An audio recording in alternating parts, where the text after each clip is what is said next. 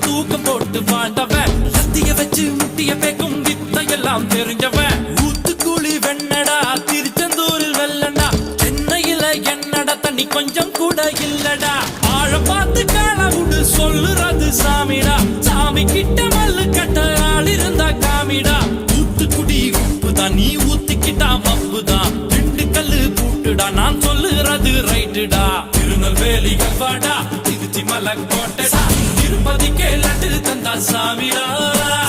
இருட்டு கட்ட அல்வாடா இட்லி கட்ட ஆயாடா உருட்டு கட்ட சத்தம் கேட்டா சாமிடா